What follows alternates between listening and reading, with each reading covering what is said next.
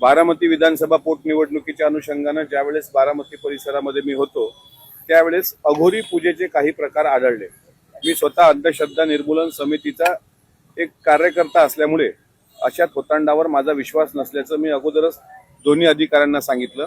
कारण ते पत्र वाचून त्यांना असं वाटलं की या अघोरी पूजेच्या संदर्भात म्हणजे नेमकं म्हणणं काय असं अशा संदर्भात मी त्यांना सांगितलं की हे अंधश्रद्धा निर्मूलन समितीचा मी सदस्य आहे।